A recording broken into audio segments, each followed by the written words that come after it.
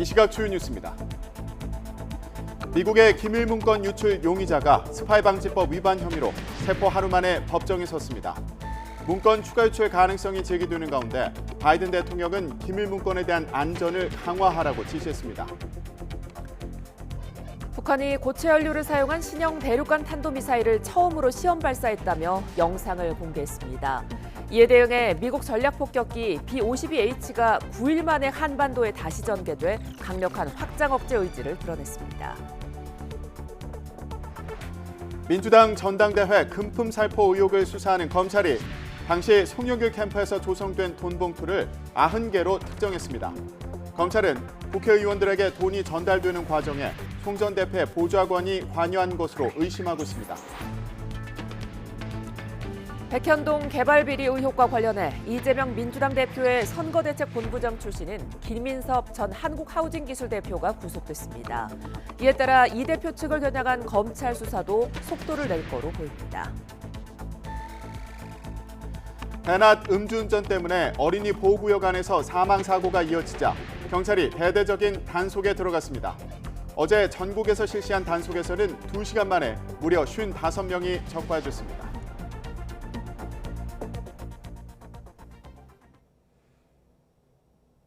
시청자 여러분 안녕하십니까? 굿모닝 YTN 3부 시작합니다.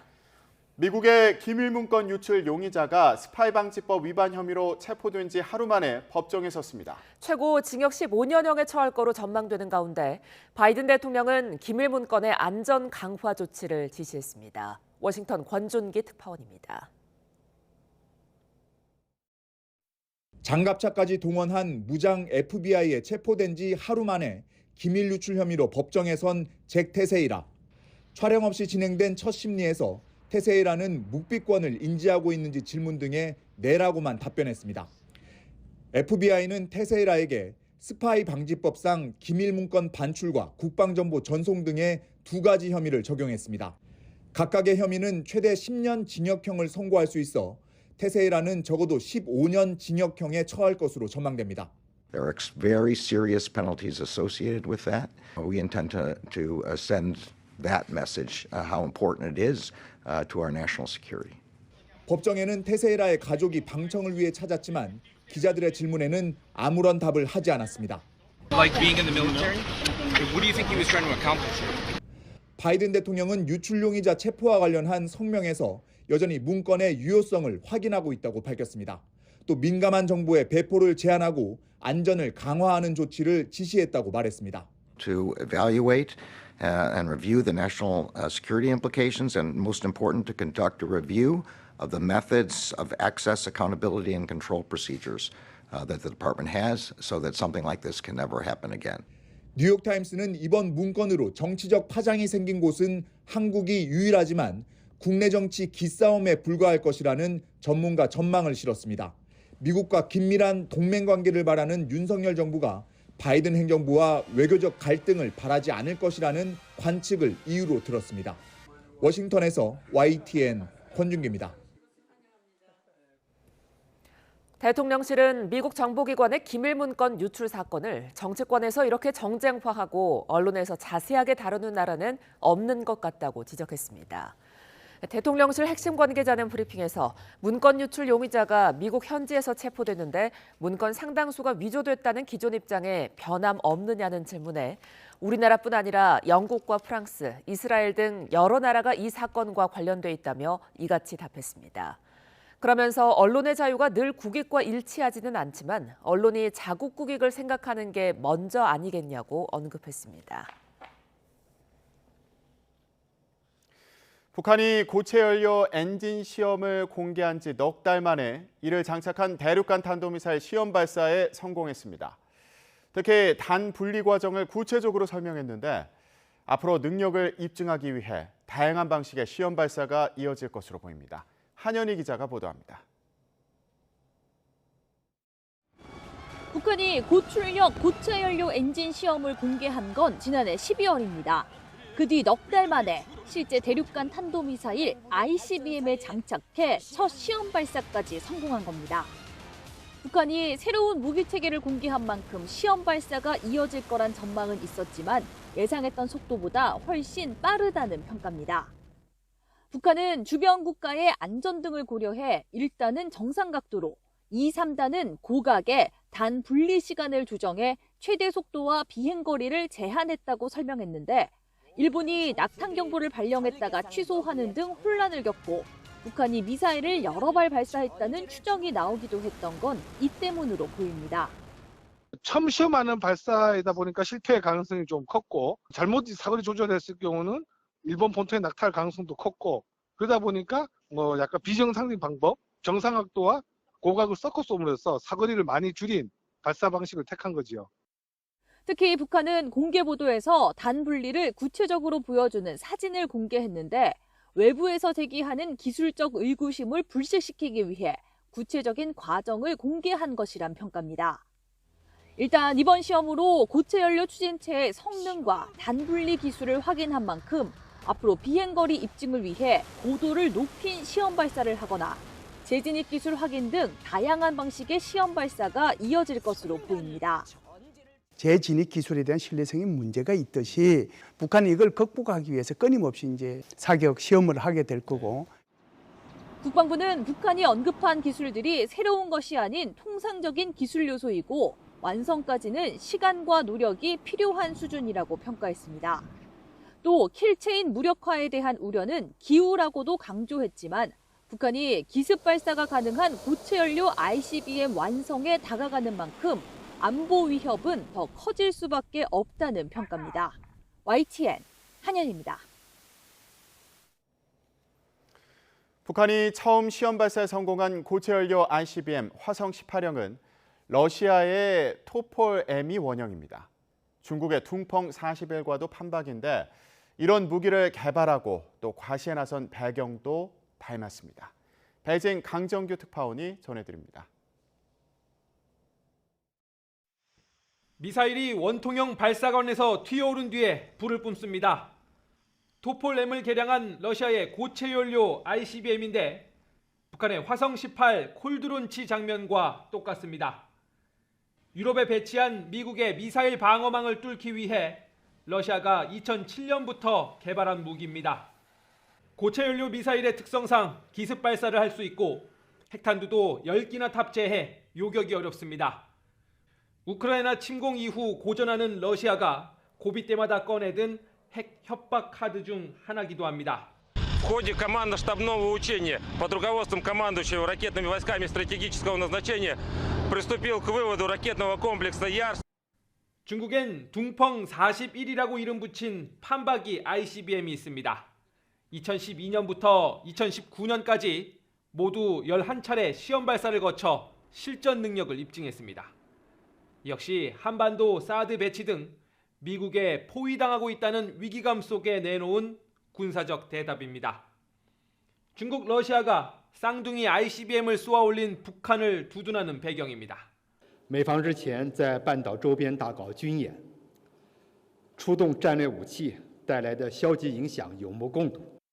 앞서 중국과 러시아의 고체연료 ICBM 개발 사례에 비춰볼 때 이제 막 첫 단추를 끼운 북한. 그 전략적 목표가 무엇인지도 엿보입니다. 베이징에서 YTN 강정규입니다. 윤석열 정부에서 첫 통일 백서가 발간됐는데요. 한반도 정세 불안정과 남북 교류 단절의 책임이 북한의 핵 위협과 도발에 있음을 분명히 했습니다. 또 북한 인권 문제를 강조하면서 한반도 비핵화란 용어 대신에 북한 비핵화라는 용어를 쓴 것도 특징입니다. 어떤 의미가 있는지 신현준 기자가 전해드립니다. 윤석열 정부 들어 처음 발간한 통일 백서에는 담대한 구상을 포함해 현 정부의 통일과 대북 정책이 상세하게 설명돼 있습니다. 북한 비핵화 및 남북관계 정상화, 북한 인권 증진, 통일 미래 준비 등 변화된 정책적 측면을 강조하여 기술하였습니다. 백서는 1장에서 북한이 만성적인 경제난 속에서도 핵 미사일 위협과 도발을 지속하면서 한반도 안보 불안을 가중시켰다고 설명했습니다. 지난해 통일 백서에는 없던 도발이란 용어를 사용한 건데 한반도 긴장과 남북관계 경색의 책임이 북한에 있음을 분명히 한 겁니다. 한반도 비핵화 대신 북한 비핵화란 표현을 쓴 것도 달라진 점입니다. 한반도 비핵화는 1992년 남북이 합의한 한반도 비핵화 공동선언에서 나왔는데 문재인 정부는 이 용어를 공식적으로 사용해 왔습니다. 이에 비해 북한 비핵화는 핵을 포기해야 하는 주체가 북한임을 보다 분명하게 한 것으로 해석됩니다. 북한 핵이 문제이고 우선순위가 북한의 비핵화라는 명확한 목표의식을 반영한 통일정책 기조와 방향, 그런 것들이 반영된 통일백서다. 또 현 정부의 기조를 반영해 지난해엔 인도적 협력 분야 가장 뒤쪽에 있었던 북한 인권 문제가 올해는 북한 주민의 인권 증진과 분단 고통 해소 분야에서 일절로 전진 배치됐습니다. 처참한 인권 유린의 실상이 국제사회에 낱낱이 드러나야 합니다. 백서는 또 북미나 북미 관계 대신 미북 관계란 용어를 사용했고 탈북민 정착 지원을 강화하는 내용과 통일교육, 통일준비에 대한 설명도 자세히 담았습니다. YTN 신현주입니다.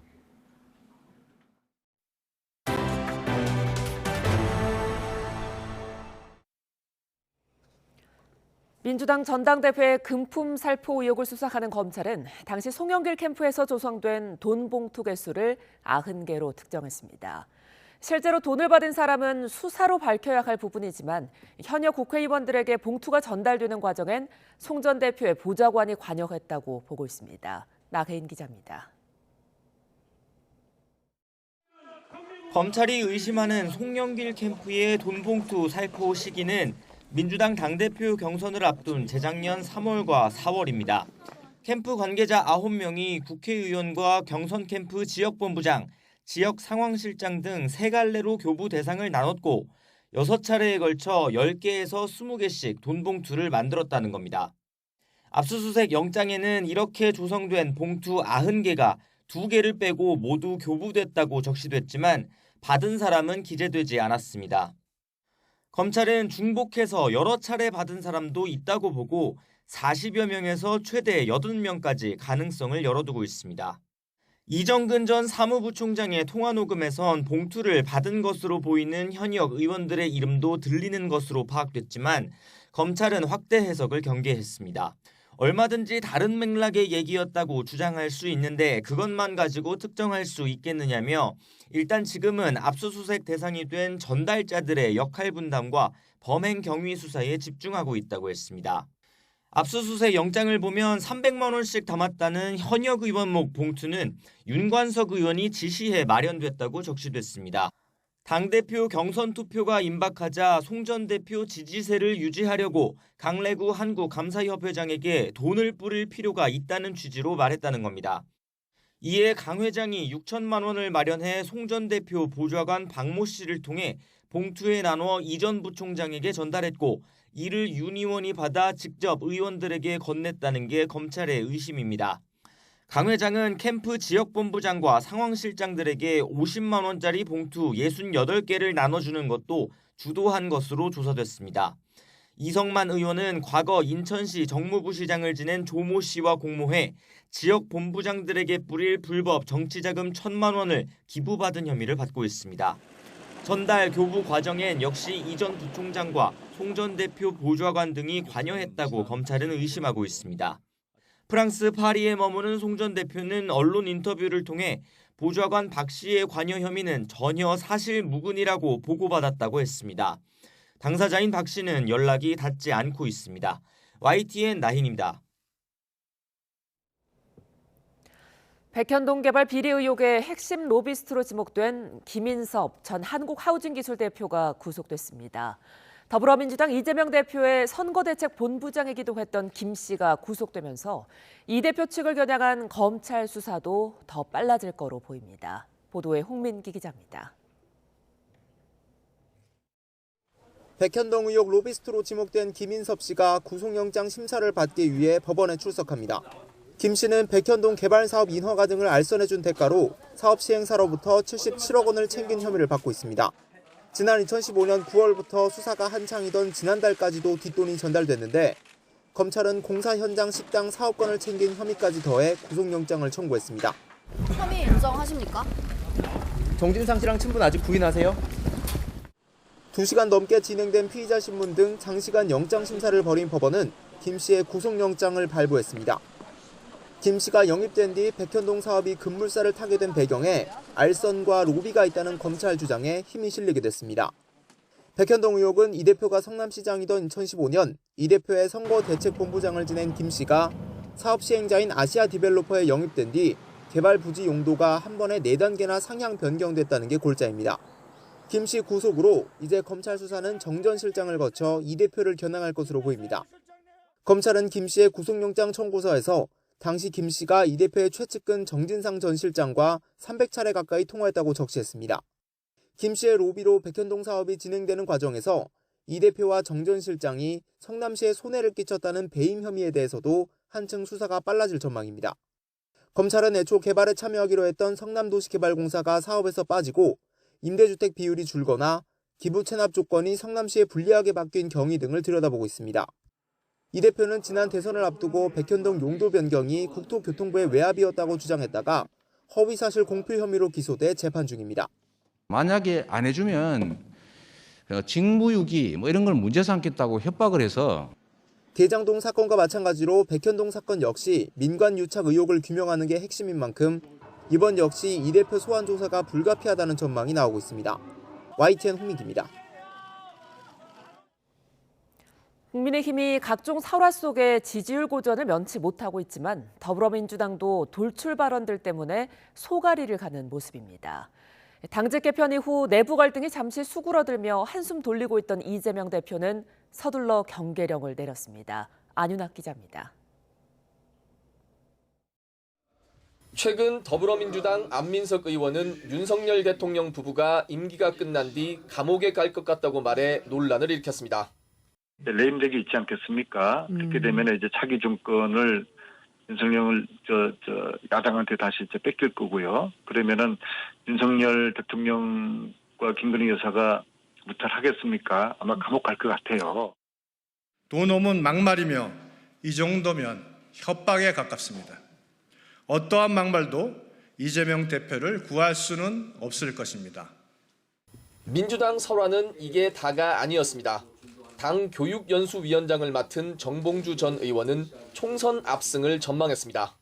현재 169대 115석이거든요. 예. 69석은 넘어갑니다. 현재 대통령의 국정 운영 방식을 바꿔야 되는데 안 바꾸겠다 그러잖아요. 180석 대 103석 이렇게 갈 개연성도 무척 높습니다.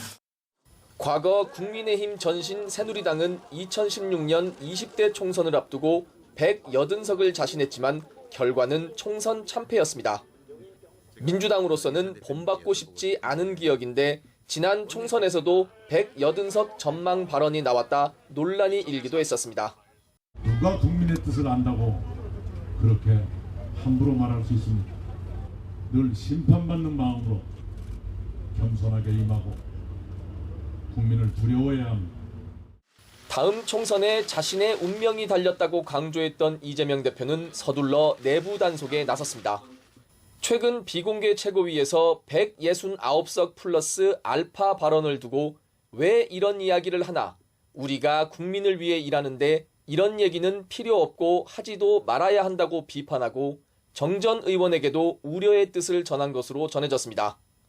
안민석 의원의 감옥 발언에 대해서도 말 한마디 한마디를 조심스럽게 해야 한다는 취지로 지적했다고 당 관계자는 전했습니다.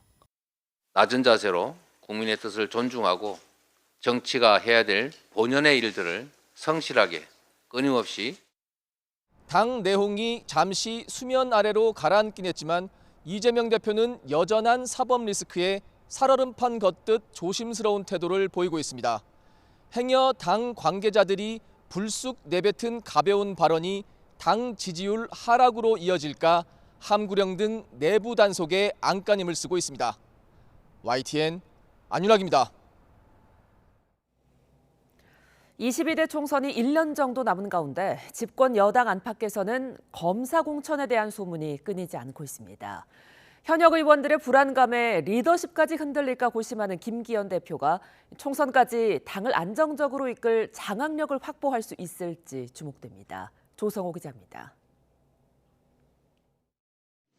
한동훈 법무부 장관과 대통령실 주진우 이원모 비서관, 이들을 비롯한 윤석열 정부 검사 출신 인사들의 내년 총선 출마설은 잊을만 하면 여의도에 돕니다. 많게는 수십 명까지 지지세가 상대적으로 강한 영남권을 중심으로 현역 물갈이 가능성이 거론됩니다. 매번 총선 때마다 아마 절반 이상 교체가 됐을 겁니다.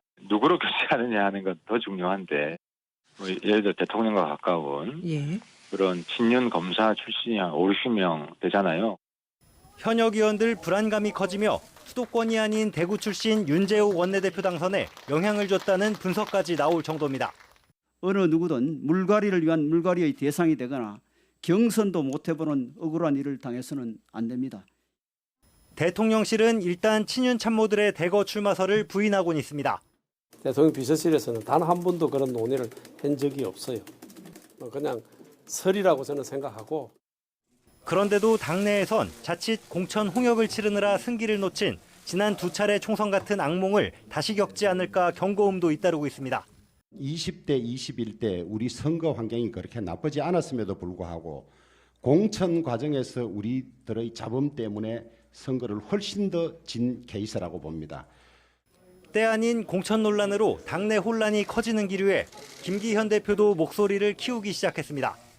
시중에 떠도는 검사 공천은 근거 없는 괴담이라며 의원들 마음을 다독이는 동시에 당내 질서를 바로잡으려는 군기반장을 자처하고 나선 겁니다. 당 바깥의 다른 국민들에게나 외부 인사들에게 눈살 찌푸리지 않도록 말 하나 행동 하나 모두 조심해 주시기를 당부드립니다. 윤리위원장과 당무감사위원장을 임명하면서 총선에 대비한 조직 정비에도 속도를 내기 시작했습니다.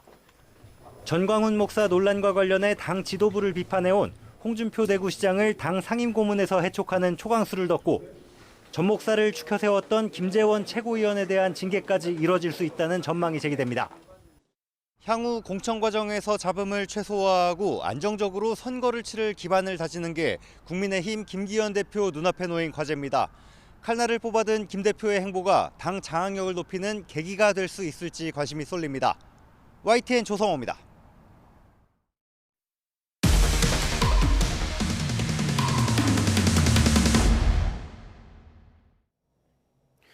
직장 내 괴롭힘을 단속해야 할 경찰. 그중에서도 간부인 경찰서장이 부하 직원에게 지속적인 갑질을 했다는 의혹이 제기됐습니다. 그리고 경찰청은 서장에게 경고만 하고 넘어갔습니다.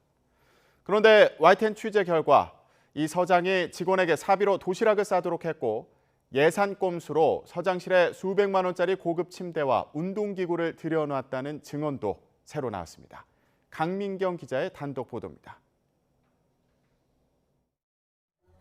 지난해 8월 비총경이 신임 서장으로 온 뒤 서울 영등포경찰서 격리계장 A씨에게는 하루하루가 악몽 같았습니다. 규정이 없거나 규정을 어겨야 따를 수 있는 지시가 쉴 새 없이 쏟아졌습니다. 서장은 현장 출동을 나가면 배가 고프다며 간식을 요구했고 비용 처리 규정이 따로 없어서 A씨는 사비로 과일을 사서 손수 도시락을 쌌습니다. 과장님한테 말씀을 드렸더니 그냥 알아서 좀 하라고 그렇게 해서 그때부터 과일 도시락 이런 것들을 준비하게 된 거예요. 주말에 나서 과일 깎아서 해서 갖다 주고 사비로 과일이나 간식을 준비한 거는 50여만 원 정도 됩니다. 서장 지인의 경조사비를 대신 내기도 했습니다. 예산 처리가 불가능하단 말을 수차례 전해도 묵묵부답이었습니다. 비서장의 갑질은 여기서 끝나지 않았습니다. YTN이 확보한 비용 처리 관련 문서입니다. 직원들이 쓰는 체력 단련실에 놓기 위해 120만 원짜리 운동기구를 샀다고 적혀 있지만 실제로 설치된 곳은 서장실이었습니다. 서장실에는 최근 최고급 침대도 새로 들여온 걸로 전해졌습니다. 서장 그 내실에 보면은요, 그 퀸 사이즈의 시몬스 침대가 새로 들어온 거를 봤고, TV 앞에 사이클 이제 본인 개인 운동 한다고 사이클 이제 새로 들어온 거를 제가 봤거든요. 200만 원이 넘는 침대값을 충당하기 위해 직원들은 다른 가구의 구매가를 부풀렸다고 증언합니다. 엄연한 꼼수이자 예산 착복입니다. 그 금액을 녹인다라는 표현을 쓰거든요. 그런 식으로 해서 나눠서 분산해서 결제를 하게 되는 시스템으로 합니다. 격리 책임자로서 B 서장의 요구에 거듭 반발하던 A씨에게 돌아온 건 지난해 하반기 근무평가 최하위 평점. 또 직원이 6명밖에 없는 격리계가 둘로 나뉘더니 한쪽에만 업무가 배정되면서 A씨는 사실상 업무에서 배제됐습니다. 참다 못한 A씨는 지난달 초 경찰청 내부 비리 신고센터에 B 서장을 신고했지만 감찰 결과는 경찰청장 직권의 경고 처분에 그쳤습니다. 징계가 아닌 구두로 하는 주의 수준입니다. 도시락 준비는 A씨의 자발적 행동으로 결론 났고 대납한 경조사비 일부를 감찰 직전 B 서장이 돌려준 게 영향을 줬습니다. A씨는 현재 병가를 냈는데 일터로 돌아가면 다시 B 서장 아래에서 일해야 합니다. 도둑질하고 돈 돌려주면 범죄가 없어지는 게 되는 거잖아요. 그러면 그런 걸 단속하는 기관에서 이 정도 경고로 끝낸다는 거는 저는 있을 수 없는 일이라고 생각합니다. B 서장은 YTN과의 통화에서 경고 처분을 받아들인다면서도 구체적인 의혹을 묻자 전부 부인했습니다. YTN 강민경입니다. 어린이 보호구역 스쿨존에서 어린이들이 대낮에 음주운전 사고로 목숨을 잃는 일이 잇따르고 있습니다. 실제 대낮 음주운전 사고가 최근 눈에 띄게 늘어나는 추세여서 경찰도 대대적인 단속에 돌입했습니다. 윤성훈 기자의 보도입니다. 제한속도가 시속 30km인 어린이 보호구역. 승용차 한 대가 비틀대듯 빠르게 질주하더니 중앙선을 넘어 인도로 돌진합니다. 초등학생 4명이 피할 틈도 없이 차에 치여 9살 배승아 양이 숨지고 3명은 크게 다쳤습니다. 지난 8일 오후 2시 20분쯤 60대 남성이 술을 마신 채 운전하다 낸 사고입니다. 지난해 12월에도 30대 남성이 술에 취해 몰던 차량이 수업을 마치고 돌아가던 10살 이모군을 덮쳤습니다. 학교 바로 앞 어린이 보호구역이었고 이모군은 목숨을 잃었습니다. 어린이 안전을 위해 만들어 놓은 어린이 보호구역이지만 대낮 음주운전에 무용지물이 됐습니다. 반복되는 비극에 학부모들은 불안감을 감추지 못합니다. 이제 상당히 불안감에 어머니들은 이제 조그만 가까운 거리도 가끔 이제 어머니들이 나와서 등교를 시켜주거나 하교를 시키고 어떻게 혼자 내보낼 수가 없는 상황이 됐어요, 지금은. 실제로 오전 6시부터 오후 6시 사이 주간 시간대 음주운전 사고는 올해 들어 1,351건이 발생해 지난해 같은 기간보다 크게 늘었습니다. 이에 따라 경찰도 다음 달 말까지 7주 동안 특별 단속에 들어갔습니다. 평소엔 잘하지 않던 대낮 음주운전 단속을 실시하고 음주운전 중입니다. 부시는 거 아니에요? 네, 됐습니다. 안전운전 하십시오. 학교와 주택가 어린이 보호구역은 물론 산이나 관광지 주변으로도 단속 범위를 넓힐 계획입니다. 특히 등하교 시간대엔 학교 주변에서 보행자 보호 위반, 신호 위반 같은 주요 사고 유발 행위를 함께 점검합니다. 그러나 경찰의 단속만큼이나 시민들 스스로도 음주운전은 자신뿐만 아니라 다른 사람의 생명을 앗아갈 수 있는 중대 범죄라는 걸 잊지 않는 것도 중요해 보입니다. 음주운전하지 마세요. YTN 윤성훈입니다. 경찰이 특별단속 2시간 만에 음주운전 55건을 적발했습니다. 경찰은 어제 낮 1시부터 2시간 동안 전국 431곳에서 음주운전 단속을 실시해 혈중 알코올 농도가 면허 정지 수준인 운전자 36명과 면허 취소 수준인 13명을 적발했습니다. 또 6명은 음주 측정을 거부한 것으로 나타났습니다. 타인에게 몰래 마약을 먹이는 범죄, 이른바 퐁당 마약 수법이라고 합니다. 퐁당 마약은 최근 마약 음료 사건처럼 협박이나 성범죄 등 2차 범죄로 이어지는 경우가 많은데요. 정작 처벌할 근거는 부족합니다. 박정현 기자가 보도합니다. 하수구 주변을 기웃거리는 남성. 쪼그려 앉더니 하수구 안으로 무언가를 떨어뜨립니다. 남성이 버린 건 식당에서 처음 본 여성에게 술 깨는 약이라며 건넸다 돌려받은 알약 반쪽. 여성은 곧바로 신고했고 경찰이 하수구에서 찾아낸 알약에선 필로폰과 대마, 엑스터시 성분이 검출됐습니다. 여성으로선 자신도 모르게 마약을 삼킬 뻔한 위기를 모면한 겁니다. 다른 사람에게 몰래 마약을 먹이는 범죄는 지난 2019년 버닝썬 사태에서도 등장했습니다. 주로 술 같은 음료에 마약을 넣는다고 해서 퐁당 마약이라고 부르는데 최근 서울 강남학원가에서 불특정 미성년자를 상대로 필로폰을 탄 음료를 나눠주는 일까지 발생하며 경각심이 높아졌습니다. 그러나 처벌할 법적 근거는 마땅치 않습니다. 현행 마약류관리법엔 타인에게 마약을 투약한 행위를 벌하는 규정이 따로 없기 때문입니다. 특히 이번 마약음료 시음 행사에서는 강요나 협박이 벌어지지 않았고 마신 뒤 몸에 이상을 호소하는 피해자도 없어서 상해죄를 적용하기도 쉽지 않습니다. 더구나 음료 배포책이 마약인 걸 모르고 줬다고 진술하는 만큼 마약 소지와 유통에 고의성이 있었다고 볼 수 없어서 책임을 묻는 게 더 어려워집니다. 지난 2월 국회에서 퐁당 마약을 가중처벌하도록 하는 법률 개정안이 발의된 가운데 입법조사처 역시 비슷한 의견을 냈습니다. 자기 의사에 반해 어느 정도의 양인지도 모른 채 투약해 신체적, 정신적 피해가 더 커질 수 있어서 단순 마약 사범보다 강하게 처벌해야 한다는 겁니다. 또 마약을 먹이는 데서 끝나지 않고 성폭행이나 금전갈취 등 2차 범죄로 이어지는 경우가 많은 것도 퐁당 마약 가중처벌을 주장하는 이유로 꼽힙니다. YTN 박정현입니다.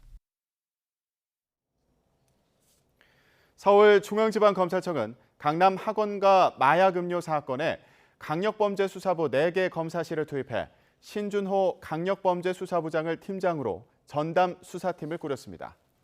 검찰은 이번 사건이 마약류를 도구로 삼아 미성년 학생들과 가족을 포함한 공중의 안전을 위협하는 초유의 범행이라며 중대성과 심각성을 깊이 인식하고 있다고 밝혔습니다. 전담 수사팀은 경찰과 긴밀히 협력해 신청되는 영장을 신속히 검토하고 사건이 송치되면 철저한 보강 수사로 해외에 있는 공범을 비롯한 범행의 총책과 배후를 밝히겠다고 강조했습니다. 서울 대치동 학원가에서 마약음료가 배포된 사건과 관련해 음료 제조를 지시한 혐의를 받는 20대 한국인 이모 씨 등 중국에서 범행에 가담한 3명에 대해 인터폴 적색 수배가 요청됐습니다. 서울경찰청 마약수사대는 그제 20대 한국인 이모 씨와 30대 중국 국적 박모 씨, 필로폰 판매를 지시한 혐의를 받는 30대 중국 국적 이모 씨 등 3명에 대한 인터폴 적색 수배를 요청했습니다. 경찰은 또 한국 국적 이 씨에 대해서는 여권 무효화 조치를 진행했다고 설명했습니다. 노동부가 내놓았던 근로시간 개편안의 입법 예고 시간이 모레로 다가왔습니다. 하지만 대국민 설문조사도 아직 시작하지 못해서 개편 일정은 하반기까지 지연될 가능성이 커졌습니다. 보도에 김연아 기자입니다. 근로시간 유연화 정책을 추진하는 과정에서도 소위 협상력이 취약한 이런 노동 약자들에게 무제한의 이런 선택권이 과연 현실 가능하느냐. 대통령이 근로시간 개편안 백지화까지 염두에 뒀다며 전면 재검토 지시를 내린 지 한 달. 특히 젊은 노동자들의 공감 확대와 근로시간 상한 캡, 취약 노동자 협상력 강화란 3가지 과제를 중심으로 고용노동부는 그간 10번 넘는 현장 간담회를 열었습니다. MZ노조와 청년 근로자들, 중소협력업체 노사와 IT, 연구기관 등 업종을 가리지 않고 방문했고 곧 6천여 명 규모로 근로시간 개편에 대한 국민 여론조사도 착수합니다. 근로시간 유연화가 공짜 야근 확대로 이어질 거란 우려에 포괄임금제 감독과 오남용 대책도 한층 강화했습니다. 하지만 한국노총과 민주노총, 양대노총만은 공식 대화에서 쏙 빠졌는데 양대노총 역시 근로시간 개편안 전면 폐기에 더해서 현행 주 40시간을 더 줄여서 주 4일 또는 4.5일만 근무하자고 맞불을 놨습니다. 주 69시간, 휴일 근로를 포함할 경우는 주 80시간을 넘는 연장 근로를 조장할 수밖에 없는 이 법안을 입장차가 좀처럼 줄어들 기미가 없는 가운데 정부의 근로시간 개편안 입법 예고 시한은 사실상 의미가 없어졌습니다. 고용노동부는 노동시간 유연화 원칙 하에 기간에 구애받지 않고 의견 수렴을 거치겠다고 밝혔는데 사실상 상반기 통과를 목표로 밀어붙였던 노동개혁은 하반기 이후로 뚜렷한 기약도 없이 미뤄질 전망입니다. YTN 김연아입니다.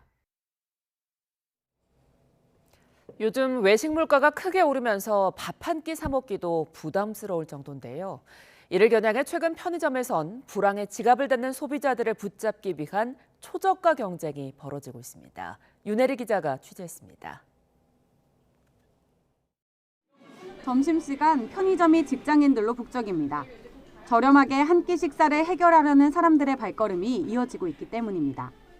보통 요즘은 기본 최소도 10,000원은 넘는 것 같고, 근데 여기 오면은 여러 반찬을 한꺼번에 먹을 수 있고 밥도 괜찮고 그리고 저렴하고 가격도 낮아서 가장 인기가 있는 건 가성비 좋은 도시락.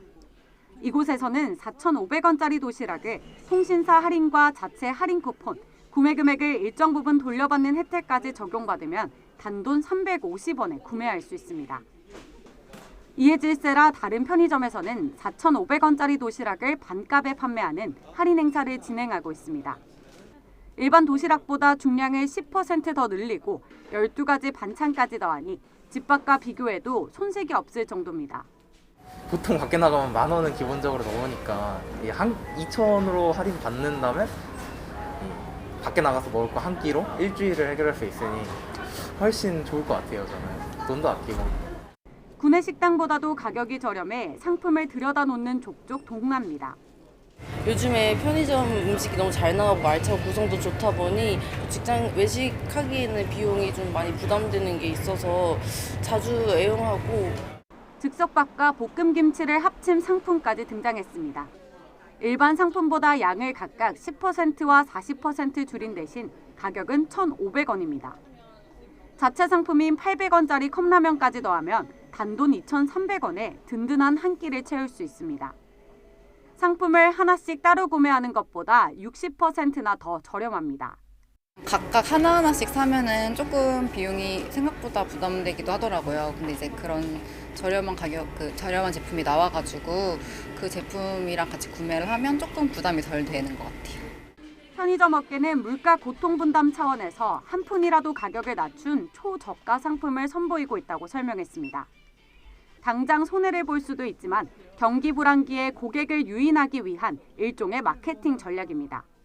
불황의 소비 심리가 위축된 고객들이 초저가의 제품에 이제 유인이 돼가지고 매장에 일단 들어오면 크로스셀링이라고 그래서 관련 상품을 또 구입하는 게 일반적이고요. 고물가에 얼어붙은 소비 심리를 녹이기 위한 편의점 업계의 경쟁은 더 치열해지고 있습니다. YTN 윤혜리입니다. 부동산 경기 침체가 이어지면서 130조 원에 육박하는 부동산 PF 대출 부실 우려가 끊이지 않고 있습니다. 각종 위기설에 이어 뱅크런을 유도하는 악성 루머까지 퍼지면서 시장에 큰 불안을 야기할 수 있어 걱정입니다. 강희경 기자입니다. 최근 부동산 경기 침체가 이어지며 부동산 PF 대출에 대한 부실 우려도 덩달아 커지는 모습입니다. 특히 지방부동산을 중심으로 경고등이 켜졌습니다. 공사가 끝난 뒤에도 분양하지 못한 준공후 미분양은 지난 2월 말 기준 8,554채로 전달보다 13.4%나 증가했습니다. 대구에서 700채가량의 미분양이 발생한 영향이 컸습니다. 지난해 말 기준 금융권의 부동산 PF 대출 잔액은 129조 9천억 원, 미분양 증가 등 여파에 연체율은 1.19%로 0.82%포인트 높아졌습니다. 지난해 말 기준 이제 129조 9천억 원, 1년 전에 비해서 17조 3천억 원이나 늘었는데 제2금융권이 문제인데 그 가운데에서도 증권사가 유독 연체율이 높다는 겁니다. 우려는 엉뚱한 악성 루머로 재생산됐습니다. 일부 저축은행에서 1조 원대 부동산 PF 대출 결손이 발생했다며 예금 전액을 모두 인출하라는 문자가 빠른 속도로 유포된 겁니다. 은행들은 사실무근이라며 법적 대응에 나섰습니다. 실제 해당 저축은행들의 유동성 비율은 각각 250.54%와 159.68%로 규제 비율인 100%를 훨씬 웃도는 수준입니다. 작년 말 저축은행 PF 대출 연체율은 2.05%로 전체 대출 연체율에 비해 낮은 수준이며 타 금융업권에 비해 높은 충당금 적립 기준 적용 등 새마을금고도 부동산 PF를 둘러싼 유동성 위기설에 연일 곤욕을 치르고 있습니다. 부처 간에 지금 행안부 등을 포함 부처 간에 긴밀히 소통하고 있고 저희가 우리 금융당국에 관리하고 있는 금융회사에 못지않는 수준으로 잘 챙겨보겠다는 말씀을 드리겠습니다. 시장 상황이 여전히 좋지 않긴 하지만 과도한 불안이나 가짜뉴스는 대규모 인출 사태, 뱅크런 등 위기로 이어질 수도 있습니다. 금융당국은 악의적인 유언비어 유포가 금융시장 불안 등 국민 경제에 큰 손해를 끼칠 우려가 있다며 법적 조치를 취하는 등 엄정 대응하겠다고 경고했습니다. YTN 강희경입니다. 지난해에는 차갑게 식었던 서울의 분양 열기가 청약 규제 완화로 조금씩 살아나고 있습니다. 반면 지방 대부분 지역은 청약 경쟁률이 저조해 청약 양극화가 심화하고 있는데요. 이동우 기자가 취재했습니다. 서울 동대문구 희경동의 1,800여 가구 규모로 들어설 아파트의 모델하우스. 700여 가구 일반 분양에 57.1대1의 평균 경쟁률을 보였습니다. 특히 전용 면적 84제곱미터 A타입의 당첨 최고 가점은 77점으로 올해 들어 전국에서 가장 높았습니다. 회기역과 외대암역을 도보로 이용 가능한 W역세권에 위치하고 있으며 브랜드 대단지이면서 합리적인 분양가로 제공되고 있다는 점에서 청약 수요자들의 관심이 집중된 것으로 풀이됩니다. 올해 서울 아파트 청약 평균 경쟁률은 54.6대1로 지난해에 비해 5배 넘게 뛰었습니다. 이는 일산 부동산 대책을 통해서 전매 제한 같은 청약 규제가 대폭 완화됐기 때문인데요. 분양시장의 실수요뿐만 아니라 단기 전매 차익을 노린 가수요까지 유입되면서 국지적 과열 양상이 나타날 수가 있습니다. 반면 서울 외 청약시장에는 여전히 찬바람이 불고 있습니다. 전국 청약 평균 경쟁률은 지난해 7.5대1에서 올해 6.1대1로 오히려 낮아졌습니다. 특히 충남, 대구, 전남, 제주 등 지역은 흥행 참패를 기록했습니다. 최근 분양한 울산과 충남 천안 아파트 역시 0.03대1, 0.6대1의 경쟁률을 기록하며 미분양이 속출했습니다. 지방은 공급 과잉과 구매력 부족으로 특별한 호재가 있거나 분양가가 저렴한 곳이 아닌 이상 미분양이 늘어나는 반면에 서울 지역은 입지 경쟁력에 따라 청약 수요가 몰리는 등 양극화 현상이 심화될 것으로 보입니다. 한편 서울이라도 40% 가까이 할인 분양한 강북구 수유동 아파트는 9차 무순위 청약에서도 일부 평형의 경우 미분양을 해소하지 못했습니다. 인근 아파트 단지도 가격이 크게 떨어지면서 할인 분양에도 불구하고 가격 이점이 별로 없다는 청약자들의 인식 때문인 것으로 풀이됩니다. YTN 이동호입니다. 지난주 프랑스 마크롱 대통령을 만난 시진핑 중국 국가주석이 이번엔 브라질 룰라 대통령과 정상회담을 했습니다.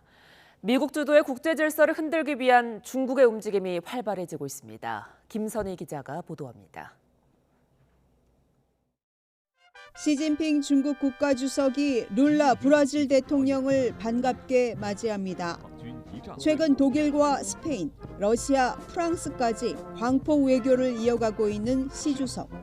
룰라 대통령을 옛 친구로 칭하며 친근감을 표했고 룰라도 화답했습니다. 我热烈地欢迎卢拉总统先生访华，在北京春暖花开的时节再次见到老朋友，我感到十分亲切。 Gostaria de lhe dizer que é com muito orgulho que visito a China pela quarta vez. Temos com a China extraordinário relacionamento. 두 정상은 협력 분야를 디지털 경제와 과학 분야로 넓히고 전략적 동반자 관계를 강화하는 공동 성명도 발표했습니다. 중국은 이미 14년 연속 브라질의 최대 교역국이지만 앞으로 미국에 맞서 다자주의를 강화하기로 의기투합했습니다.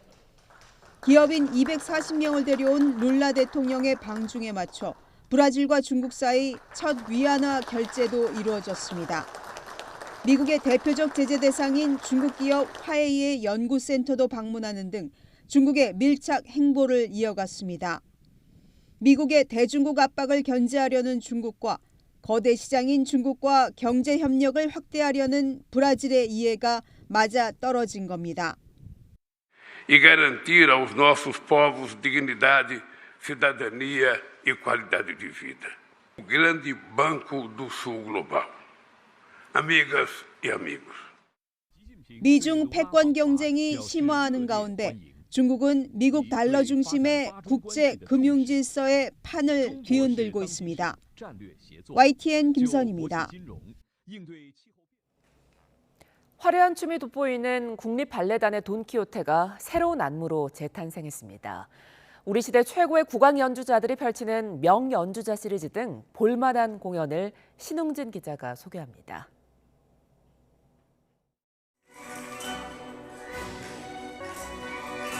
캐스터네츠를 치며 무대를 유영하는 우아한 무용수, 그리고 아름다운 군무로 유명한 발레 돈키호테입니다. 3막으로 이루어진 작품이지만 국립발레단이 현대적 감각을 더하고 이해하기 쉽도록 2막으로 재구성했습니다. 특히 원작에서는 춤을 추지 않는 돈키호테를 위해 꿈속 장면을 추가해 역동적인 안무를 펼치도록 했습니다. 젊은 돈키호테로 변하면 무용적인 동작의 제약도 없어지고 반면에 또 더 나아가 감정선도 좀 더 이용할 수 있을 것 같아서. 아쟁산조 인간문화재 김일구, 해금에는 김혜라 명인, 그리고 피아니스트인 박종화 서울대 음대 교수, 서울시 국악관현악단이 선택한 이 시대의 거장들입니다. 분야별 최정상급인 3명의 연주자들이 피아노 협주곡 초혼 등 한국적 색채가 강한 창작곡들을 협연합니다. 라흐마니노프는 이제 새로운 곡을 쓰게 될 것이다. 천재 작곡가 라흐마니노프가 정신의학자 니콜라이 달을 만나 슬럼프를 극복하는 3년의 과정을 그린 뮤지컬입니다. 라흐마니노프가 달 박사에게 헌정한 피아노 협주곡 2번 등 명곡을 출연진들이 직접 연주합니다. 한국 뮤지컬 어워즈 등 여러 개의 상을 휩쓴 작품으로 올해 라흐마니노프 탄생 150주년을 기념해 다시 무대에 올랐습니다. YTN 신웅진입니다.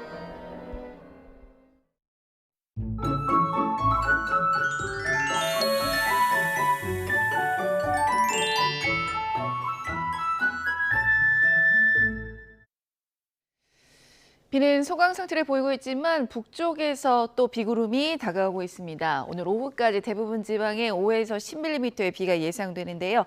양은 적지만 돌풍과 벼락을 동반하면서 요란하게 내리겠습니다. 이 비의 양이 적어서 건조함은 계속됩니다. 서울 등 중부와 경북 북부에는 건조특보가 이어질 것으로 보입니다. 이 비가 그친 뒤 오후부터 중국발 미세먼지와 황사가 유입됩니다. 중부지방은 오늘 밤에 매우 나쁨 수준까지 오를 것으로 보입니다. 현재 기온은 서울이 14.1도, 청주가 14.2도고요. 낮 기온은 서울이 17도, 대전 19도, 광주 19도, 부산 17도로 예상됩니다. 일요일인 내일도 곳곳에 비 예보 들어 있습니다. 날씨였습니다.